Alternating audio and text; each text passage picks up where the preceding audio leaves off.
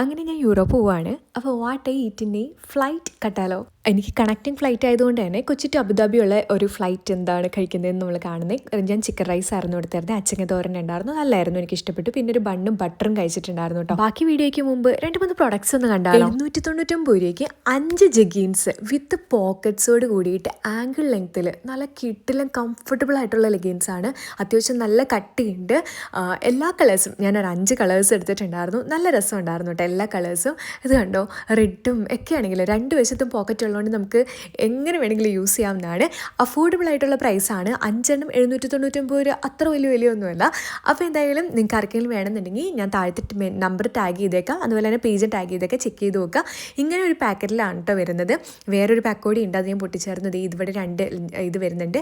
ഭയങ്കര കംഫർട്ടബിൾ ആണ് കേട്ടോ, നല്ല മെറ്റീരിയലുമാണ്, നല്ല കട്ടിയുണ്ട് അത്യാവശ്യം. അപ്പോൾ എന്തായാലും താഴത്തെ ഞാൻ പേജ് ടാഗ് ചെയ്തൊക്കെ ചെക്ക് ചെയ്ത് നോക്കണേ. അപ്പോൾ ഈ ഫ്ലൈറ്റിലെ ഫുഡ് പിന്നെ നമുക്ക് വടയും പിന്നെ തൈരോടിയും കൂട്ടിയിട്ടുള്ളൊരു മിക്സ് ആയിരുന്നു, വൈറ്റ് കളറ്.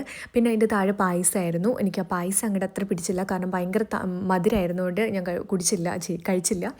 പിന്നെ അത് പായസമാണോ പുഡിങ്ങാണോ എന്ന് എനിക്ക് അറിഞ്ഞുകൂടായിരുന്നു കേട്ടോ. എന്തായാലും കട്ടയായിട്ട് ഇരിക്കുന്നത്. പിന്നെ കോഫി ഉണ്ടായിരുന്നു.